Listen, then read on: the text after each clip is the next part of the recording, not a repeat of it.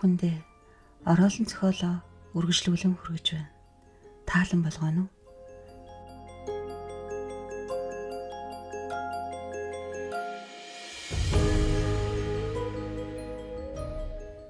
Дөрөвдүгээр хэсэг.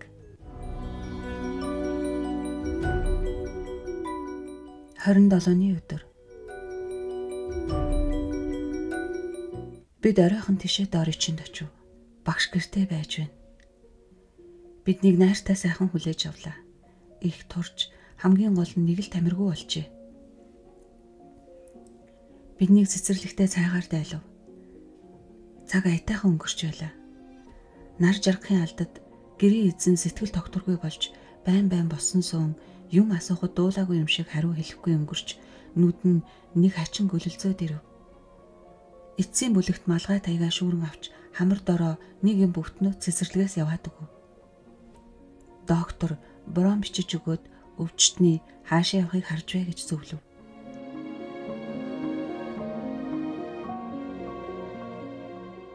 Хорин-8-ны өдөр.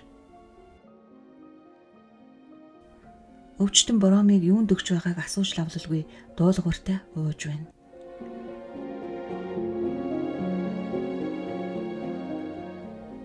Нэгний өдөр. Өвчтөн өдөр их тусам улам султааж хийг үлийнхэн ихсэв. Хаана очдгийг нь мэдэж чадсангүй. Гагцхүү цонхоороо гараад явчдгийг нь л олж тогтоов.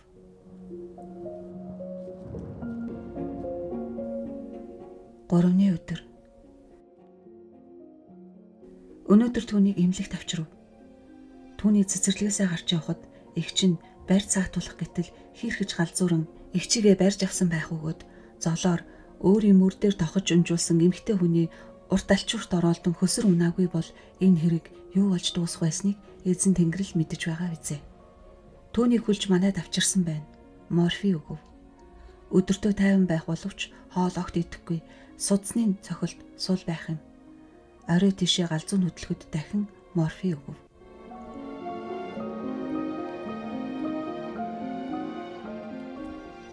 Дөрөвний өдөр. Өглөөгүр тайван байна. Бих цаас нууж аваад нэг юм хүнээс нь бичиж байна. Мөрөөр нь байлга гэж эмч тушаав. Орой өвчин хөдлөхөөс өмнө морфи өгөв. Унтаж байна. Ийм дэглэмээр 7 хоног боллоо. Жин нь жаал нэмэв.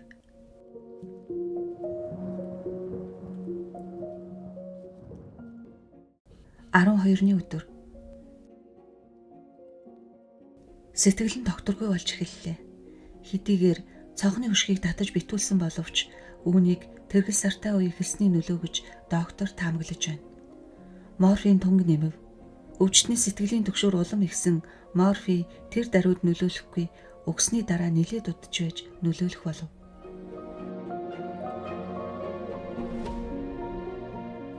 Арван-8-ны өдөр. Догширдог үе нь эхэлж байна. Толгоон үсийг усаж номготгох цамц өмсгөв. Ноцолдож байгаад хүзүүгээ шалбалсан байх өгөөд чухам юугаар шалбалсныг мэдэхгүй. Жижиг шархнаас нь цус шүрч байна. Цайрын тос түрх гэж эмч хэлв. Өвчтөн тос түрхэхэд эсэргүүцсэнгүй, гагцхүү залтайхан инээмсэглэж байна. Урдын адил орой тишээ шөнийн эхний хагаст өвчнөд хөдлөх юм. Өдөр тайван унтдаг. Хоол ундыг бараг албан хүчээр өгч байна. Өвчтнийг хотын эмнэлэгт шилжүүлэх талаар манай эмч эгчтэй хамт хөөцөлдөж байна. Энд бол багаж төхөөрөмжийн зүйл байхгүй. Ядахтаа аятаа өрөөч байхгүй. Морфийн нөлөөнд найдах боломж улам бага болж байна.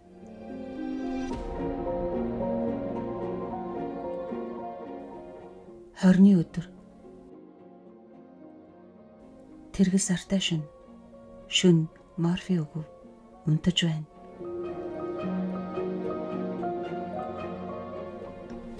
Хорин-1-ний өдөр.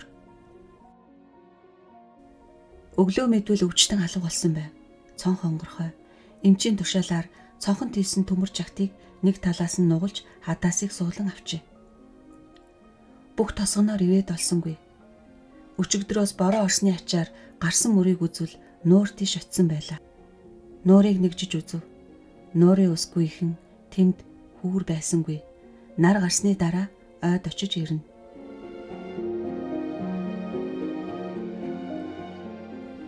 (22-ны өдөр) Ердөө огт мөргүй алга болжээ. Ойр хавийнханд хэл мэдээ өгөв.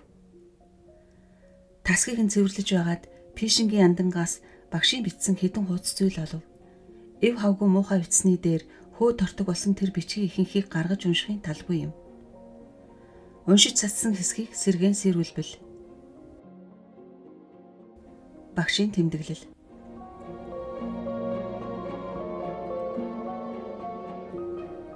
Муу зүгийн бурангүй хар хүчин миний өөдөөс бүүрлэхэж байна. Тэмцэндээ. Догшин луу ид шидийнхээ хүчээр намайг ороож би тэглэж унсан. Гэсэн ч санаа бүг зовоорой. Би очино. Очихдоо л очино. Намайг эмнэлэгт авчирч хэвтүүлсэн гэцгээж энэ ноён доктор гэж нэг хүнийг зааж байна. Гайгүй байна. Энэ бүхэн залмих гэдгийг би мэдэж байна. Чиний эр нөхрөл намайг энд хорьсон байхгүй юу? Биеийг хорж чадхаас сүнсийг хорж чадах штэ. Хаха, би чинь сүнс шүү. Нэрээ сүнс. Тэгээд цаг болж байгааг мэдэрч байна. Миний зүг алтан утас хөврөн тархи руу минь зүрх рүү минь шивж хэцүү байна. Ай тэнгэр, яасан хэцүү юм бэ? Очноо, очихдоо л. Миний хүзүүн дээрх чиний одсон заалах дуртай тэр газар халуу оргиж эднүс намайг маллаж байгаа ухаан нь тэрүү тэнд тос дүрхэж байна. Хунтайч чинь янаг нөхөр чинь очино. Удахгүй очино. 46-ны өдөр. Шоронд хоригдсон гэж бодсон минь зүг болов. Одоо үүнийг бүр нуугаа болоод цонхонд төмөр сараалж чадлаа. Хаха, би одоо л бүгдийг ойлголоо. Энэ чиний нөхөр биш. Валзевул юм байна. Тэр намайг хатгуураараа хатгаад дараа нь ухаан зүрх хоёрыг минь аваад явчихдаг. Тэгээд би ухаан зүрх хоёроо энэ тэндгүй ирэхэр гарах юм. 70-ны өдөр. Өнөөдөр яндангаас оллоо. За яах вэ? Журамт Баатар өвөр болгон сэтгэл түүхнийхээ төлөө зовлон эдэлдэг нь ёс юм хой. Зусар залхаа аргаар миний сэтгэлийг ургуулах санаатай байна. Надад Ромын эзэн хааны жанч өмсгөж тэтэн масахаар үсийг минь хосов. Цонхны сарааж төмөр хадаасыг хэдийн аваад арчигсныг муу сайн тэнгүүд мэдээгүй л байгаа. Хааны титэм хувцсан өмсгөлд би хуурдаж саадахгүй. Чам дээрээ очих замыг мэднэ. Очин чиг. Өнөөгч нь өчигдөр дахиад зүрхийн минь хулгайлахаар завдав. Би тэгнэ гэж мэдээ зүрхээ дэрэн дагуураа нуучгаад өөрөө унтаж байгаа юм шиг баашлав. Намайг хүлээж аваарай. Жаргах цаг ойртлоо. Чимээ амнэргүй. Бүгд унтцгааж байна. Төгсөв. Багшийг олсонгүй. Ойд хол очоод морфин нөлөөгөөр унтаад өгсөн байх. Тэгээ чон нохоо хоол болсон байх гэж доктор тамаглаж байна. Хувцс нь бас олцсонгүй. Өнөөдөр хойчийн буйны номыг уншуулна. Сүнс нь амарч жаргах болтугай. Баг юмч Фриц бичв. Хачин гэхэд тун хачи юм байна гэж мистер Гарри бүвтнүүд дэвтрийг доктор Вэйсэд өгөв. Докторыг уншиж дууссаны дараа Карл Иванович сүмийн дэвтэрт бас багш Петр Дорочийн насан эцэлсэнийг бүртгэж шалтгаан нь тодорхойгүй гэж нэмж тэмдэглэсэн байгаа. Ерөөсөө энтхийн сүмийн дэвтэр гэдэг чинь нэг ёсны ховор нандин эд байх юм. Жишээ нь таны удмын төрлийн хүнийг оршуулсан тэр жил олон хүн өгснийг бүртгэсэн нь их голдуу залуучууд бас бүгдээрээ шалтгаан нь тодорхойгүй гэх юм уу зүрхний өвчнөр гэсэн байгаа нь чухамдаа шалтгаан нь тодорхойгүй гэсэнтэйгээ утга адил хэрэг болно. Нэг өвчин дэлгэрсэн байх бололтой авч чухам ямар өвчин болохыг таньж мэдсэнгүй. 15 жилийн дараа тэр өвчин дахин дэлгэрч бас л таньж чадалгүй өнгөрсөн байна гэж Карл Иванович яриагаа дуусгаад нүднийхээ шилийг авлаа. Оройн тогтсон заншлаар бүгд цуглацгаав. Хэрэгтэй бичиг баримтыг олж мистер Гарийн шилтгээнээ өвлөн эзэмшгэд саадгүй болсон гэсэн мэдээг дуулаад хүн бүхний сэтгэл хөөрчээ. Гарид баяр хүргэцгээж, эрүүл мэндийн төлөө хундаг өргөж, шилтгэндээ очиж суух үлзийт учрлыг тохиолдуулан баяр ёслол найр наадам хийх төлөвлөгөө зохиов. Залуучууд ойр хавийн гоо үзэсгэлэнт бүсгүйчүүд хүүхнүүдийн нэр усыг асууж лавласан байжээ. Ноён Смит юуны өмнө өнөөдөр бунхнаа цогцсыг нь бидний олсон тэр нэг хөөрхийг оршуулах талаар санаа тавина уу? Бас хадны ан цавыг шинжилж үзээд бөглөгж тушаагаарай. Шилтгэнийг өвлөн авсан эхний өдөр тийм чандар гарч ирсэн нь гунигтайхан бэлэг тэднийг юм да гэж мистер Гариг өгүүлэхэд нэг хэсэгтээ олны сэтгэл тавгүй болов. Тэр хөөрхийг Петр Дориш нэрээр оршуулаарай гэж мистер Гариг нэмж хэлэхэд бүгд гайхан бие биеэ харав. Гагцхүү доктор Вейс, Карл Иванович хоёр мистер Гарийн ингэж хэлсний учрыг ойлгосон боловч дуугүй өнгөрлөв. Удалгүй олны сэтгэл сэргэн хөгжилдөв. Хүмүүсийн сэтгэлийн хөөрөл жаал намдаж хоосолсон лонхны тоо нэлээд олон болсны дараа мистер Гари номын санчийг хэрв багшийн тэмдэглэлийн үргэлжлэлийг олсон бол уншиж өгнө гэж хүслээ. Карл Иванович гэрийн эзний хүсэлтийг даруй биелүүлэхээр завдан нүднийхээ шилийг зүүж хуучин дэвтрээ нэв. Багшийн тэмдэглэл. Энэ хэдийгээр энэлгээ шаналгаатай ухаар өвч миний амьдралын гол утга болжээ. Өдөржин би шөнө болохыг дэсэж ятан хүлээн өдөр өнгөрч өгөхгүй сунжран зовоохыг яана. Игч Мина хоёр шаарлуугантай бялуу хийгээд түүнийгээ намайг идэх дуртай гэлцэх юм. Бүү мэдтэй санахгүй юм. Үнэн байлгүй дээ. Удтал хүсэн хүлээсэн шөнө болж сар гарлаа. Агаар анхлун сайхан үнэртэй болж сарны мөнгөлөг туяа цацран байна. Намгүм навч сүрчгэнэх чимээ үлдуулдана. Гэвч чагналдаа сайн чагна. Нэг юм сүрчгэнэж жингэнэж байна. Миний хайр тонгорын чимээ. Чи минь яасан сайхан, яасан хөөрхөн юм бэ?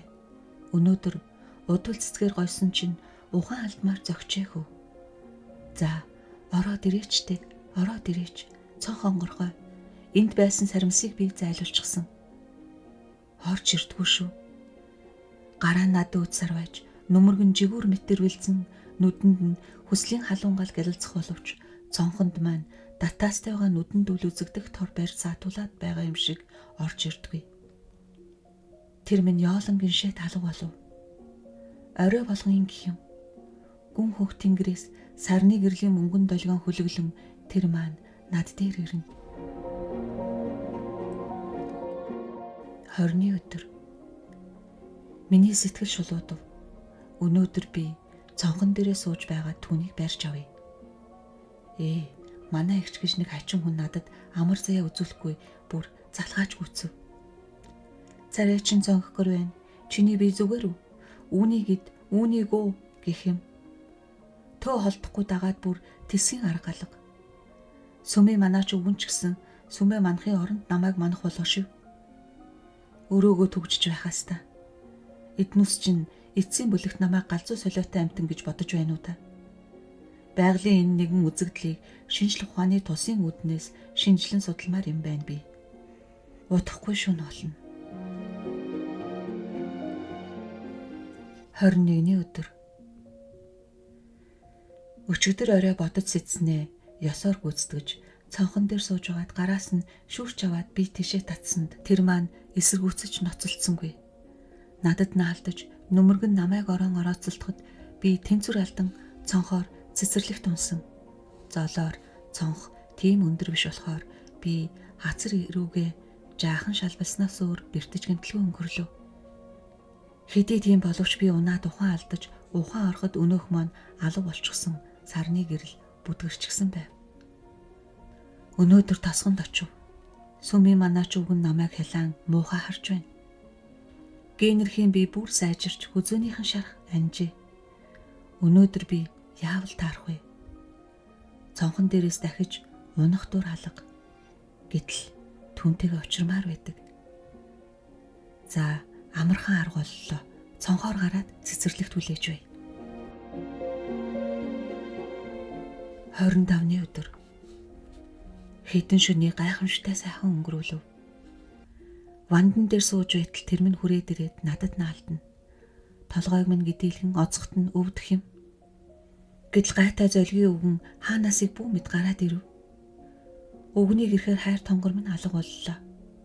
Миний уур хурч уурандаа багтран тамир тэнхээ алдраад өгнөөр төшүүлж дэмжүүлэн арай хийж гэртээ оров. 3 хоног хэвтлээ. Энэ завсар сүм иманаач өгөн энэ тэндгүү сармис үлгэж загалмай тавив. Инээ төрмөр хөгийн юм.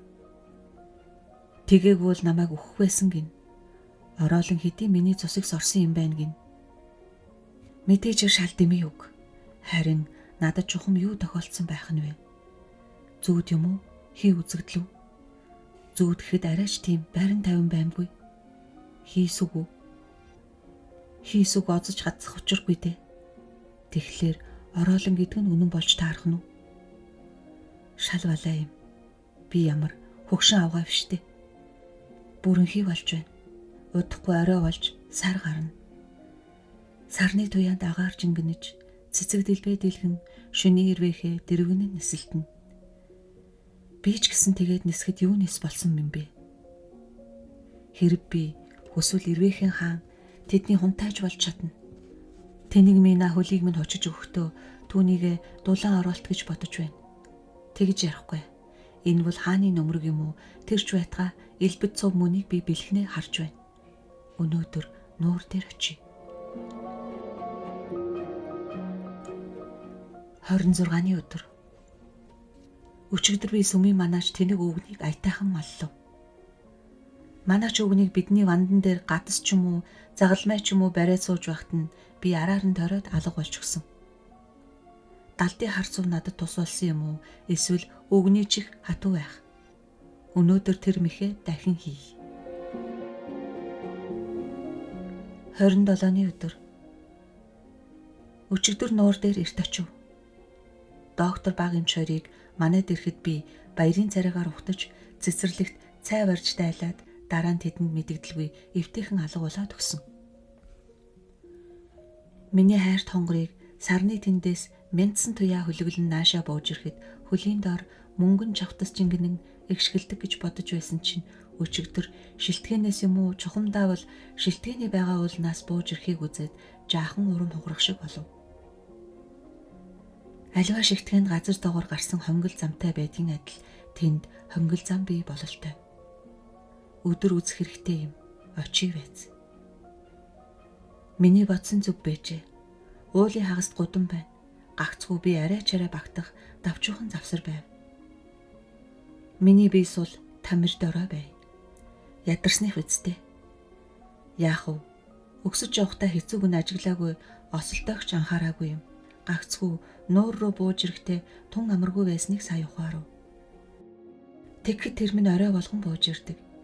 Эгэл нэгэн багш миний төлөө шүү дээ. Гүй би юу хэлнэ вэ? Би чинь хунтайж үлээ. Тэр минь надад хайртай байдаг аргагүй юм. Бас улам өнгөрч харав чанашгүй үзэсгэлэнгой болж байна. Уруул нь улаанаар үл барам хацар нь ягаан туяа цацруулаад. Даанч миний хүзүүг дэндүү чанга оцож үүнээс болоод шалбархай минь идэж өгөхгүй хорсон чимчигнээд байх нь жаахан таагүй юм да. Өнөө орой нуур дээр дахин очно. Цаашаа дан цэвэр хуудсан. Үргэлжлэл байхгүй бол та гэж Карл Иванович хэлээд Гарийн өдөөс харсанд нэрээ ороолон байсан юм уу эсвэл ердөөл солиотой хүний тэмдэглэл юм уу мэддэхгүй байгаа нь тоогүй дээ гэж Джеймс өгүүлв. Та ороолон байдаг гэдэгт итгэдэг юм уу гэж Жорж Кей асуухад мэдхгүй юм аа. Байхгүй гэж мэтгэж арцах зан надад байхгүй. Шинжлэх ухаан бол ороолон байхгүй гэж нотолдог байхад ард олон би шүү гэж итгэдэг. Хинийн зөв юм бэ гэсэнд энэ дэлхийд нэг тийш болгож хийдэггүй юм өдий төдий бий. Бидний зүүд зүүн гэдэг юу юм бэ гэх мэт гэж Гари өгүүлв. Тийм ороолон нэрээ байдаг юм бол аимшигтай яа гэж Жорж Кей шивгнээд царайн зэвхий дав. Битгий аа. Манай ууланд байхгүй болсон. Урдын цагт үгээр тийм юм хэрэн хэсэж явдаг байсан гэж манай эмээ ярьдаг байсан. Уус нуруу нь улаасан гадас шаачгал дахиас ихтгүй юм гин үлээ. Тийм гадас шааж байхыг манай эмээ нүдэрээ үзсэн юм билээ гэж баахан халамтсан ахлагчийг ярихад тэднийг саатуулах нууц тарин байдаг гэж дуулсан юм байна хэмээн даамлын туслах мэйллэр даруухан үг нэмэв. Түүнийг чинь бас би мэднэ. гадас шаавал баарабгүй гэж имээ ярьж байсан. Тарны хүлээсийг зориуд санаатай юм уу, санамсаргүй тайлж болдог байна гэж ахлагч хөндлөнгөөс оролцов. Мистер Гари өөр хэдэн хүнтэй хамт тавцан дээр сэрүүцгээр гарч бусд нь ороолынгийн тухай маргалцаар байв. Тэргэл сарны мөнгөн туяа өдөр шиг гээгүүлсэн үлгэрийн орнуу гэлтэй үнэхээр сайхан шөнө байлаа. Хүндийд манан будангүй нуурын ус мэрэлзэн гялалзаад цаана нь тосгоны сүмийн гонх сайвалцсан. Зүүн талд нь ой мод бараантаж, баруун талд нь дээрээ ид шидийн өвд шингээсэн болов гэмээр шилтгэнтэй хад асах сүглийн шөнийн байдлыг нэгэн зэрэг багтмаар үзэсгэлэнтэй аймаар сүртэй болгожээ. Уян сэтгэлд мөрөөсөнгүй Жорж Кей тэр гайхамшигт дүр зургийг санаашран ширтэж байтал шилтгэний цэцэрлэгээс уулын өрөө хэсэгхэн үйл нүүгэлтэн бууж ирэх шиг санагджээ. Хаанаас гараад ирдэг вүлээ? Тэр үү? Хачин юм да. Өндөр гацуур халахлаа сайн харахад нь саад болж байв. Жорж удаан эргэлцсэнгүй тавцан дээрээс бууж цэцэрлэгийн явган хаалга тийш явж очлоо. Юу ч алга үйл байхгүй болжээ. Жаахан зогсож байтал гинэт хажууд нэг хүн зогсож байх шиг санагдаж эвгүй хүйт оргихийг мэдрэн лавшруулж хараад ухаан алдах шахав. Хажууд нь алтан шар үсээ сул асгасан зэвхий цагаан царайтай симхий тунгалах хүүхний дүрс гартаа удвал цэцэг бариад зогсож байв. Жорж айж балбагдсан ойр дүү тавьж гур хараагаад тавцан дээр гарч хоолны танхимд жавхтан орж ирээд буудан дээр яалагнан унав. Бүгд босон харайлаа. Жорж үг дүүгээ цэцэрлэг тийш заав. Доктор Вэйс аяган тус хийж Жоржид өгсөнд дуулууртай залгилав.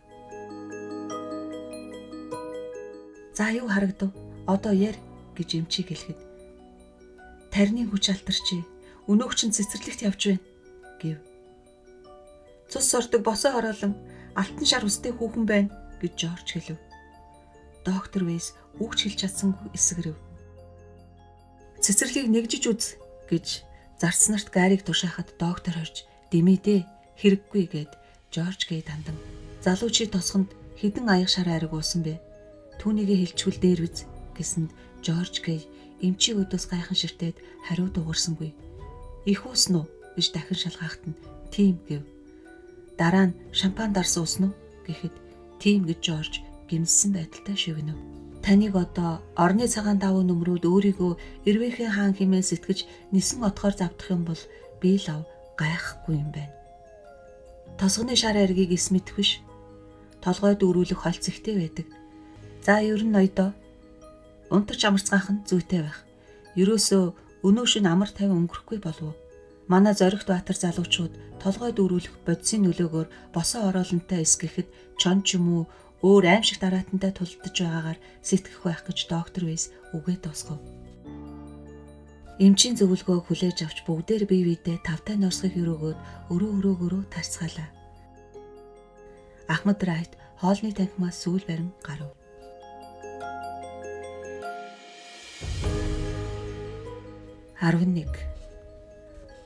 Докторын орлож хэлсэн нь яг ёсороо болж шүн дунд айж балмагдсан нэгэн хүний муухай орлох дуулахад бүгдээр гудамжинд гүйлтэн гарцгаалаа. Юу болов? Хэн хашгирав гэж хагас дотоо хувцастай айж имээсэн зочид бие биенээсээ асуух боловч юу болсныг мэдэх хүн байсангүй. Ядахта аль өрөөнөөс хашгирахтуу дуулсныг мэдэх аргагүй байлаа. Цонхон талаас доолоход хоёр дахь унтлагын өрөөнөөс болов гэж бодож байна. Намайг хамгийн түрүүнд гудамд гарч ирэхэд тэр унтлагын өрөөнөөс нэг хүн гараад цонх руу зүгэлснээ дараа нь гудмаар зүүншээ эргэсэн. Тэнд орж үзье гэж Джеймс хэлв. Хоёр дахь унтлагын өрөөнд орж үзлээ. Олны дунд хүний нүдэнд өртөдгүй номхон томоотой залуу тайж Рено орон дээрээ хэвтэж байв. Гараа алтлан сар байж царайд нь айсан байдал тогтжээ. Тайж ухаангүй байснаа илж үрчин эм өгсний дараа ухаан орсон боловч юм асуухад ичин гүрээд юу ч санахгүй байна. Юм хараагүй, хашгираагүй хэмээн мэлзээд байв. Чиний харсан чинь удвал цэцэг барьсан алтан шар үстэй хүүхэн байв уу гэж Джеймсээс докторын дооглын инээж асуухад эрийн цонхон дээр сарны гэрэл эгц тусаж жааз нь сүдэртээд тийм юм харагджээ гэж Джеймс ажиггүй тайван хариулв. Бүгд баг багаар тайвшин дахиад өрөөндөө орцгоолоо. Даамл Смит өглөө нь урьдчилан гай зовлон болсныг мистер Гаррид мэдэгдэв. Нэгэн залуу ажилчин гів гинэт нас орсон байжээ. Яасан юм бэ? Сайн мэдэгдээгүй байна. Доктор туслахтайгаа хамт үхтлийн дэргэд байгаа гэж Смит хүндэтгэлтэй хариулав. Хэн гэдэг ажилчин юм? Билено. Биленог юу? Би тийм хүний нэр дуулаагүй юм шиг санагдах юм гэж Гарриг өгүүлэхэд Джеймс хажуунаас нь хөшөөний хугарч унсан толгойг аваач гэж Смит таны тушаал өгсөн тэр залуу хүү биш үз гэж асуусанд тийм ээ эрхмээ тэр залуу мөн. Баримлын толгой түүний орны хөлийн цонхон дээр отооч байж байгаа. Хаана үхвэ вэ? Орондоо унтаж байгаад. Орон зарц ажилчдын нийтийн байранд гудам талаас зүүнтэй нь байдаг. Тэр өрөөнд 5 хүн унтаж байсан. Шөнө нэгэн ч элдв чимээ дуулаагүй байна. Билено чимээ аниргүй хүчээ гэж Смит мөн л хүндэтгэлтэй илтгэв. Энэ үед доктор Вэс орж ирээд өөдөөс нь асуусан байдалтай дуугүй ширтгэд мэдээж хэрэг зүрхний саал биз гэв. Аятайхан оршуул. Бас тосгонд ах トゥ төрөл садан байна уу? Асууж лавл гэж Гарри тушаав. Биленогийн хөгшин нагцэгч байдаг юм гэж зарц нарын нэгэнд хүндэтгэлтэй өгүүлв. Тэр эгчт нь $100 өг гэж Гарри хэлв. Тэнд байгаа хүмүүс мистер Гаррийн сэтгэл цагаан өр зөөлнийг магтан шуугилдахад Гарри тэр шууганыг бушуухан намдаах гэж докторын туслах Жод хандан та яагаа вэ? Доглоод байна уу да гэсэнд зүгээрээ эрхмээ хальтраад шүрмсэн сунчихсан юм. Тэр Билено орныхоо дэргэд удвал цэцэг хайж гай болжээ. Түүний харалгүй дээрээс нь гიშгээд халтарсан юм.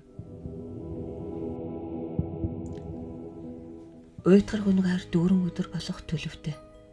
Мистер Гарри Америкаас ирсэн баахан бичиг загтлыг унших гэж өрөөндөө орж дотроос нь төгжөв. Даамл Смит оршуулгын ажил хөөцөлдөж зочдыг өөрснөө мэдэг хэмээн орхижээ. Акт морд, анч ноход, зарц үйлчлэгч нар цөм зочдын мэдэл байлаа. Зарим нь хот орж, зарим нь захиа бичих, ном унших зэрэгээр цаг өнгөрүүлж, олон хүн дэмий сулуг ярилцаж сув. Гагцхүү Ахмад Райтл тавцангийн буланд очиж суугаад навчин ханжуур дараагаар угсруулан татаж, баргар царайлан дуугүй сууж, нөхдийгөө юм асуух, үг хэлэхэд хий шуугтнан хөнгөнөхөөс өөр хариу дуурахгүй байв. Түүнийг мөрөөр нь орхилоо. Европын ус агаарын нөлөөгөөр муухай ааштай болсон байна гэж Джеймсийг инээд алтан өгүүлэхэд Жорж Кей эргэлзэж үгүй байх, хүүхнээр дутаа биз гэж таамаглав. Аль нь ч байсан сүүлийн хэд хоног Ахмад Райтийн зан эрс хойрлаа. Царай алдаж нилээ туржээ. Бид хэд зэрлэг индиануудад бүслэгдээд байх үед Райтийн иймэрхүү байсныг санаж байна. Тэр үед 3-4 шөнө дараагаар нойргүй хонох хэрэгт болдгсон. Тэр бас яах вэ? Аль талаас ямар аюул нөмөрч ирэхийг мэдэхгүй үргэлжийн цагт бие сэтгэлээ хөвчлөн сомор соргог байх ёстой болдог. Энд чинь хүний мэдрэлд айхавтар нөлөөлдөг юм гэж доктор Вэсийг дурсан ярихад доктор та өөрөө юмыг биеэр үзсэн үү гэж сониуч залуусыг шалгаахад үзгээр барах уу? Райт, Гарри, Джеймс бид дөрөв бусад хэдэн анчинтай хамт индиануудын отоонд орж ёстой нэг муугаа үзэж үлээ. Үхэн мөхтөл мартахгүй. Тэр цагаас хойш бид хэд салхай байсан юм. Аюулыг хамт давж гарсан улсын нөхөрлөл бат байдаг юм гэж доктор үгээ дуусгав. Доктороос элдв юм асууж шалгаасанд зөвхөн Америкт төдийгүй энэтхэгт байхдаа үзэж өнгөрүүлсэн ан агнуурын элдв сонин адал явдлыг удтал хүүрнжээ. 12. Орой бүгдээр хоолны танхимд цуглацгаав. Доктор Вэс Ахмад Райт хоёр хамгийн сүүлд ирлээ. Райт баргар царайлсан хിവэр байхаагаад докторын санаа зовсон байдалтай түүний царайг байн харна. Оройн зог яриа хөрөөтэй боллоо. Пүнш дарс авчирсны дараа Карл Ивановичийг сони юм уншиж өгнө гэж шалсанд цугласан олонд хүчин зүтгэх аятайхан боломж гарсанд баярлан Карл Иванович урайлахын хүлээн авч та бүхний хүсэлтийг дуртаяа биелүүлье. Би бичиг цаас ном дэвтрийн завсраас нэгэн боодол загтал олсон. Төрүүчийн загтлуудын үргэлжлэл мөн бололтой. Харин хооронд нь нилээд их хугацаа өнгөрсөн юм шиг байна гэсэнд уншаарай гэж залуучууд яаруулв. Чимээгүй, одоо уншия. 10 дахь захиа. Дотны найз Альб минь. Чи намайг гэр бүлийн ад жаргалд умбаад үеийн нөхрөө мартан сэтгэл урваад захиа бичихгүй байх гэж бодож байхаа ядахгүй. Тийм биш шүү. Миний гэр бүлийн жаргал гэдэг бол алсын ирээдүйн хэрэг. Одоо бол санаа зовоосон элдв ажил явдлаас өөр юм алга. Би шинэ газар ирээд чамд энэ захиаг бичиж байгааг ажиглаа эцтэй. Би их орондоо ирээд байна. Миний хүмүүжүүлэгч байсан Петро өвгний хол газар явж мөргөл хийх илүүц санаа сэтсний улмаас би амьдралынхаа бүх төлөвлөгөөг өөрчлөх хэрэгтэй болсон. Урд нь Ритатай гэрлэх ёслоо хийгээд шилтгэндээ очино. Түүнээс наан Петро өвгөн шилтгэнийг янзалж бэлэн болгоно гэж бодож байсан чинь одоо шилтгэнийг би өөрөө засаж бэлтгэх хэрэгтэй болж байна. Ямар нь үл мэдэгдэх газар Ритаг чирээд очилтой биш. Нэг хэсэгтээ түүнээсээ салж холдох хэрэгтэй болов. Би энд ирээд байж байна. Рита хэд хоногоос хөгшин өрлөг их 2 шивгчэнтэйгээ ирнэ. Хувцсгунаар гоёл чимгэлэн бэлэн. Рита өөрөө сэтгэл дүүрэн байгаа. Би тэсэж чадалгүй нөгөө Ромын хатан хааны Эрдэнэсийн хайрцгийг худалдаж авсан бурууга хүлээе. Шилтгэн миний санснаас хамаагүй илүү эзэнгөрч муудсан байна. Манай чи хэлэх нь манай аав шилтгэн цухаа болоод он удаж байгаа. Ерөөсөө шилтгэнд орж ирдгүй байсан гин. Адууны зүчээ гал тогооны байрны хавьд байдаг зарц ажилчдын байранд толгой хорогддог байсан гин. Зарц ажилчдын зарим нь өөрснөө тарж заримыг нь аав халжээ. Шилтгэнд намайг ирэхэд адуу мал байтугай нохооч байсангүй. Эцэг маань аглагийн даяан чаятай олноосоо орцог ганцаар суудаг байсан гин. Петро ганцаар бараа бологчод зарц ажилчдыг төлөөлдөг байжээ. Байдлын болсны улмаас цэцэрлэг нь бас эзэнгүрч дүүрэн сармис ургасан байна. Сармисны муухай өнөр энэ хаваар дүүрэн. Тэр их сармисыг цэвэрлэх, шатаах гэж бориг бокс хийхгүй ажиллаж байна. Хуучин хөдгийг орох хэрэгтэй болов. Шэнийг малтахаар шийдлээ. Цэцгийн мандал, хүрээ гэмээр юм огт алга. Тэр бүхэн хаашаа алга болсныг бүү мэд. Урд ээжиг байхад цэцэрлэг маань цэцгэн дунд умбаж байдгсан. Америк үгнээ сууж байсан манааны хуучин байр бас алга. Байсан газар нь том загалмай босгожээ. Тэр өвгөн нас бараа үсттэй. Ажилчид тооцоо хийлгэхээр ирлээ. Түр баяртай. Ёсолсон дээчин. 11 дахь захиа. Пөх, яас их ядарваа би. Өглөөний 6-ад босоод даруй морь өнөж шилтгэнд очиж ажил хийдэг. Ингэхэд би шилтгэний ойролцоо байдаг ойдох байшинд сууж байгаагаа чамд хэлхийг мартсан юм байна. Энд их сайхан байна. Ойн байшинд очиж суух бодол нэгэн үе миний сэтгэлийг эзэмдээд Ритад 2 өрөө бэлтгэж бараг бэлэн болгов. Зарим зүйлийг сольж нэмж барих хэрэг гарсан. Тэгтэл урам хугарлаа. Рита маань шилтгэн шууд эзэгтэй ёсоор очино гэж өөрөө бичсэн байна. Миний мөрөөдөл хэдэн мянган дукаттай хамт салхинд хийсгэн тэр. Шилтгэний ажил алгуурхан урагшилж байна. Юм бүхнийг хотоос захиалж ирүүлэх хэрэгтэй болох юм. Өнөөдөр өдөржин халуун наран чарагдаж цэцэрлэгчтэй хамт цэцгийн мандал хүрээг төлөвлөв. Муухай загалмайг авч хаяад оронд нь сарнай цэцгийн жижигхэн хүлэмж хийх бодолтой байна. Рита маань сарнай цэцэгт ухаангүй дуртай юм шүү дээ. Сарнай хүлэмж бэлэн байгаа. Цэцэрлэгт хийх ажил их байна. Царс мод нь бүгдээрээ уртай юм. Хэн нэг нь энэ хөөтэй шимүүрийг авчирч үржүүлсэн юм шиг. Цэцэрлэгийн зүүн тал нь арай дөнгөөр үлджээ. Тэнд хадан дотор гантгаар сэлсэн охин тэнгэр байж байна. Намайг байхад байгаагүй юм. Эцэг маань ээжийн дурсгал зориулж тавьсан юм болоо да. Эргэн тойрон хатсан цэцгийн ирэх байгаа нь энэ санааг нотлно. Өөр цэцэг байхгүй боловч саримсны цэцгээр ирэх хэлэгчээ. Шатаа гэж тушаав. Бас нэг жигтэй хачин зүйл гэвэл бунханд манай эцэг хоёрын авс алга. Их яарч бичлээ. Маргааш ултал баяртай. Нүд анилдаад байна. Ёсолсон дээчин. 12 дахь захиа. Өнөөдөр тийм гэж хэлхийн аргагүй жигтэй хачин хувцастай нэгэн залуу ирж их сүртэй мэхэлцэн ёсолж надад нэгэн бодолтой юм өгөхдөө миний болзоо түүхнээс амар мэндийг минь асуусныг элдв маягтай гоёмсог үгээр илэрхийлэн хэлв. Миний хөөрхөн хонгор шилтгэний эзэгтэй дүрдээ бүр мөсөн итгэжээ. Анхандаа тэр дундад эртний үеийн элч зарлагыг шатан дээрээс түлхэн онхолдуулмаар дур хүрснээ бодолтой юмыг задлж үзээд өмнө маань Ритагийнхаа байж байгааг харж энэ хороогийн юм бүхнийг мартлаа. Ухаан тонгор минь гэр бүлийн хөргийн цуваанд тавиулах гэж өөрийн хөргийг явуулсан байв. Гэрэл хөслийн өдөр өмсгөр бэлтгэсэн гоёлын хувцас өмсөж нөгөө алдар зуутай самыг үсэндээ хатгажээ. Хайр тонгор минь.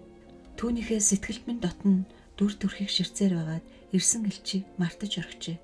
Гагцхүү түүнийг хизээ эхэлж болох вэ гэж асуухт нь сая сэхээ авлаа. Уран зураачгүй юмсанч урт дил ургуулж мануухай шиг хувцсан ийм учиртай байж л дээ. Рита миний хөргийг зурулахаар энэ хүнийг явуулсан юм байна. Зөвшөөрөх хэрэгтэй боллоо. Дээ чинь ёслов. 13 дахь захиа. Энэ зураач намайг бүр залхааж гүйцлээ.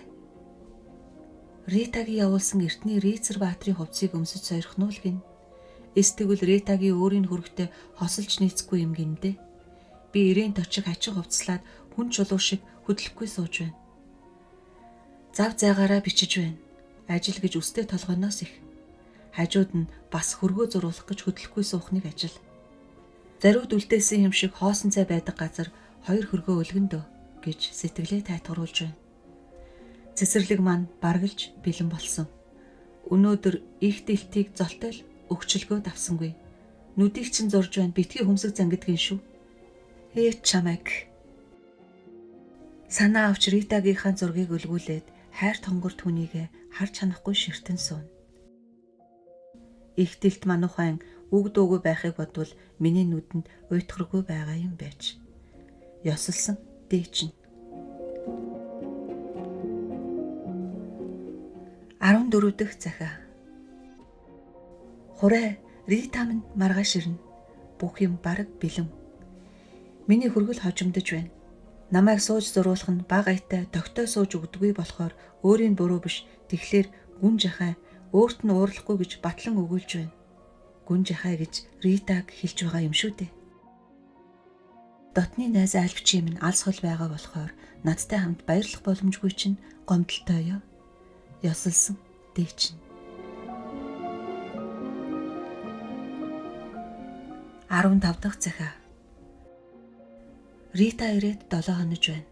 Урд болцод тохирсон ёсоор Рита өөрийн өрлөг их хөгшин Цэцилия 2 залуу бүсгүйтэй хамт ирлээ.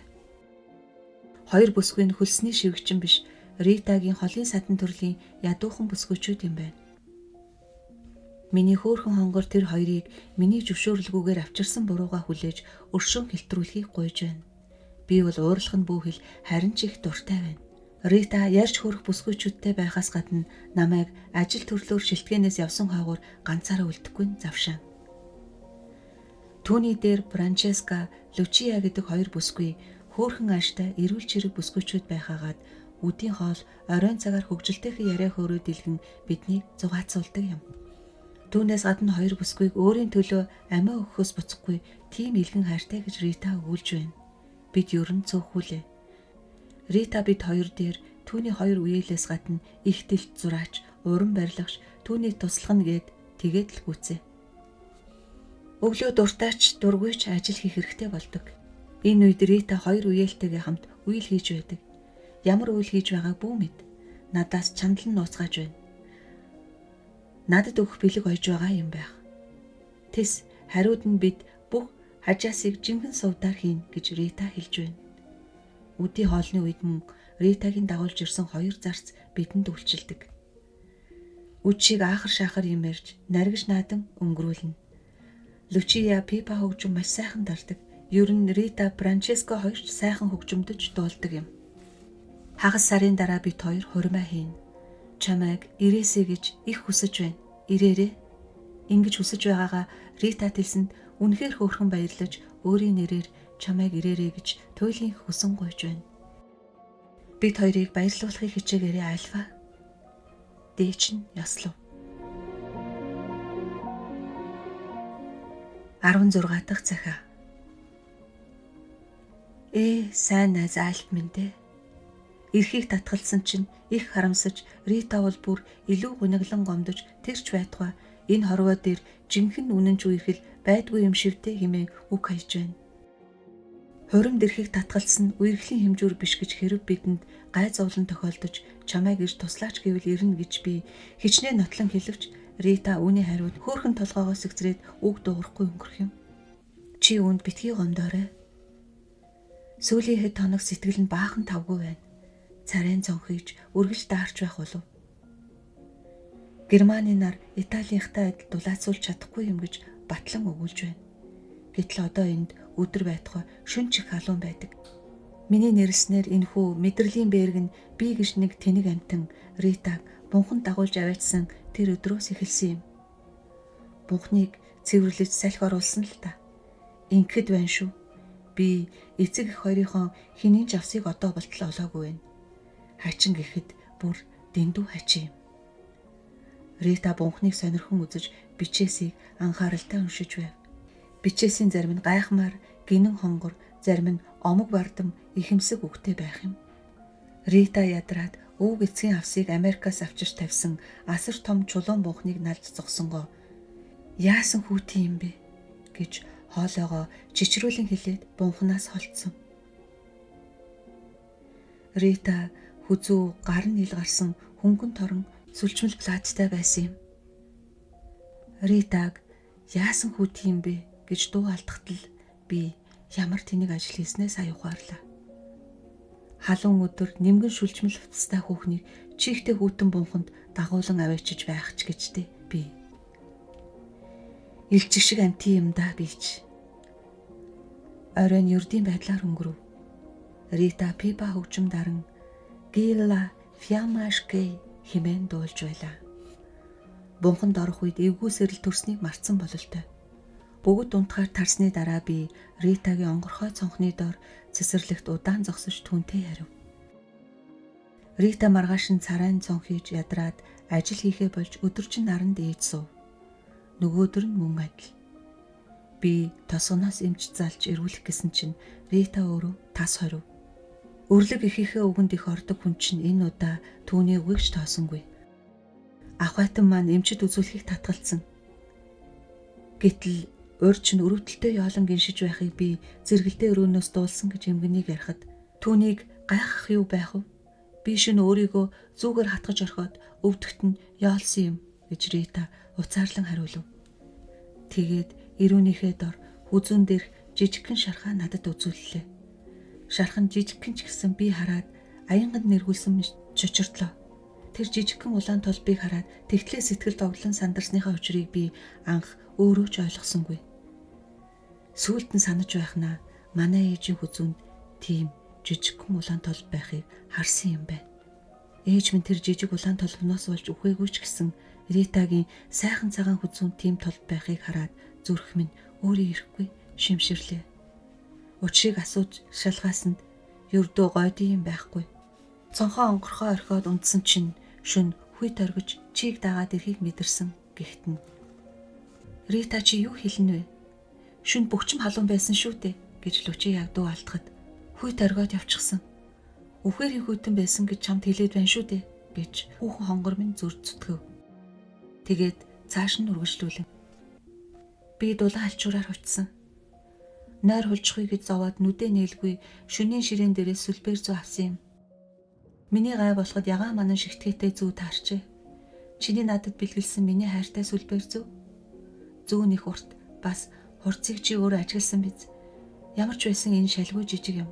Маргааш зөв зүгээр болчихно гэж яриагаа дуусгав. Тэр жижиг шархны шалгууг би өөрөө сайн мэдэж байгаа боловч нас барсан ээж минь санагдаад сэтгэл амарч өгдөггүй.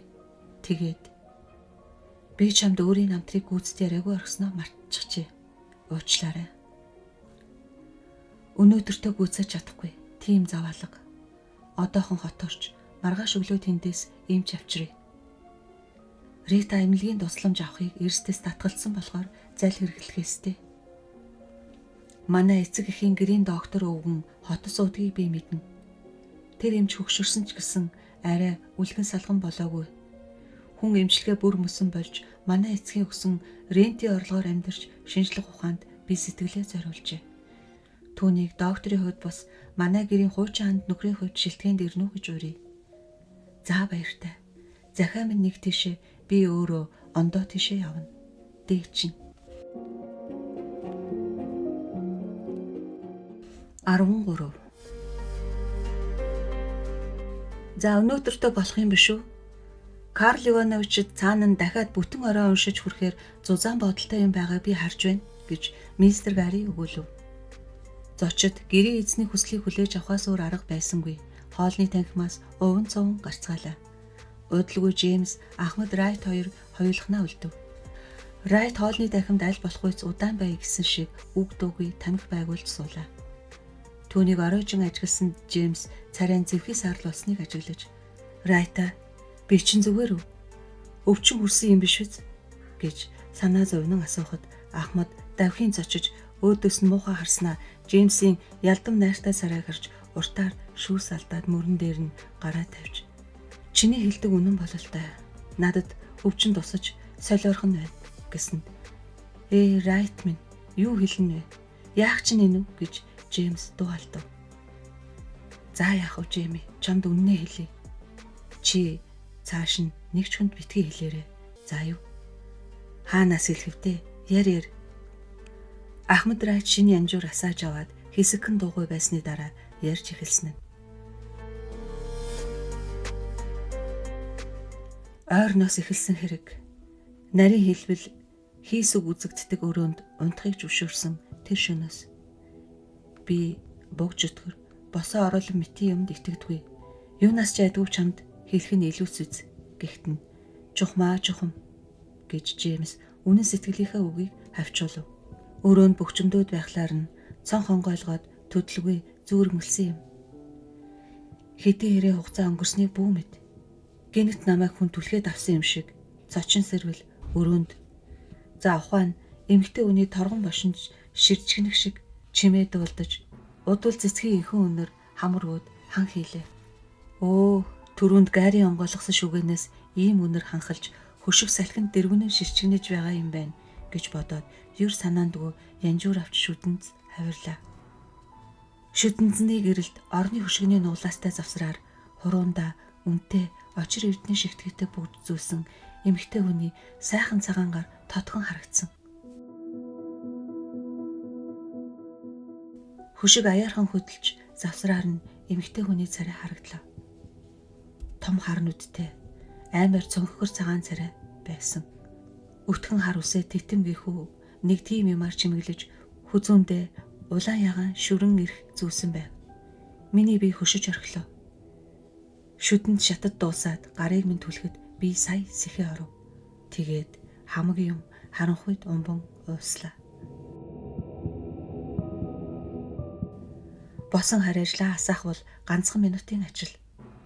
Агаарт өчүүхэн салхигүй атал цонхны хөшиг аяархан дэрвэлцлээ. Асаа талаага цонхны дэргэд барьж үзээд салхигүй байгааг баттай мэдсэн юм. Хаалга цоожийг дахин сайн үзээд эргэж хөвтлээ. Нойр минь хулжжээ. Янжуур зуусан чихтэй бүх зүйлийг нэгд нэгэнгүй эргэн санаж чухам юу үзэгдсэнийг ухаарах гэж оролдон түрүүнд хийс үгийн үзэгдсэн газар тийш өөрөө ирэхгүй үе харж байлаа. Жагар газрын сайн очир эрдний шинжийг чи юу эс андах вэ? Гэрэл сайтай газар өнгөгүй өхмөл байснаа харанхуйд өчүүхэн төдий гэрлийн туяа гарахлаар л очиг гялалзан нааддаг шүү дээ. Чи энэтхийн дургийн охин тэнгэрийн хүзүүний чимгийг хэлж байна уу гэж Джеймсийг асуухад тийм л дээ. Миний янжуурын гал улс хийхэд орны хөшигний хуниасны завсраар яг тийм очир эрдний гэрэл галбалзан наадахыг би харсан. Янжуура татад дуусаад дахин босож өрөөнд оторхыг дахин сайн үзлээ. Юу ч байдгүй. Би тэгээд эргэж хөвтээгүй.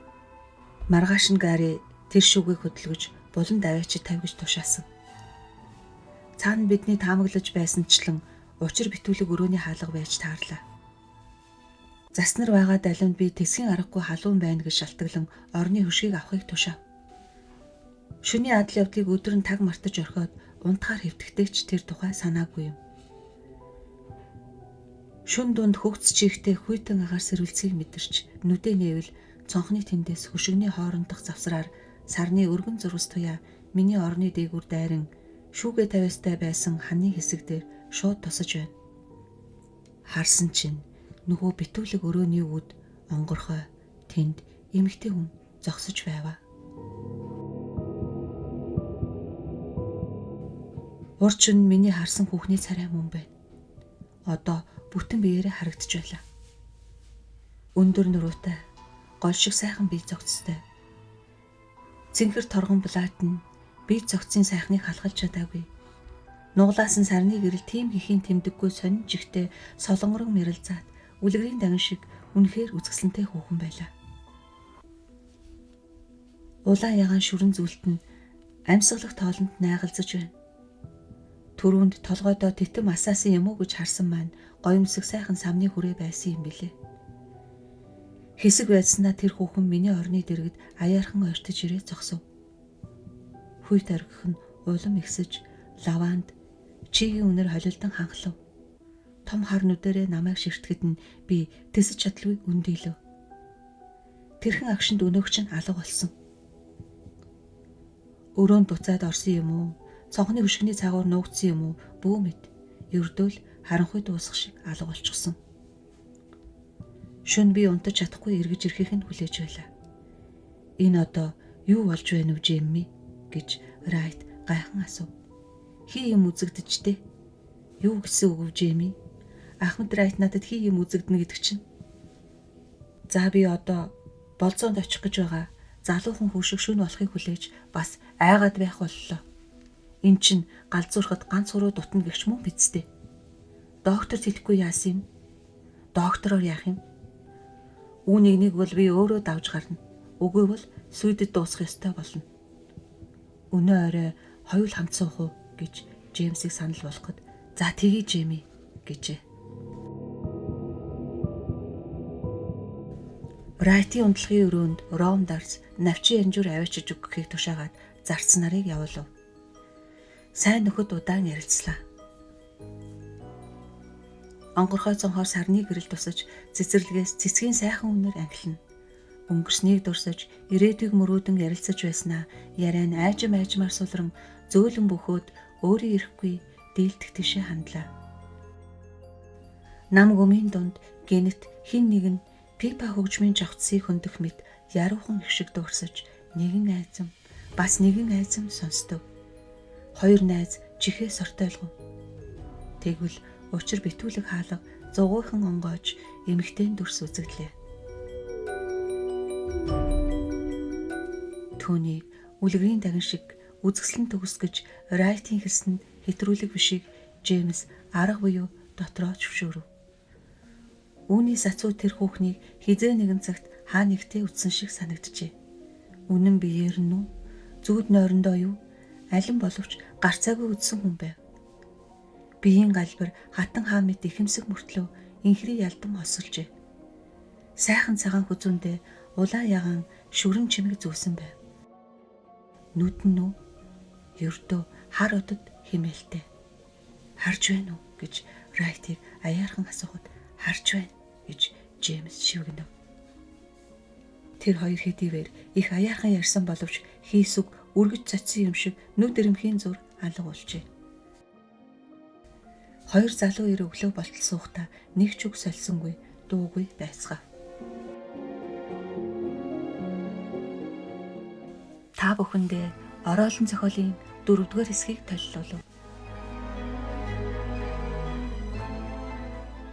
Та бүхэнд манай сувг таалагдсан бол лайк дарж, subscribe хийгээрэй. Баярлалаа.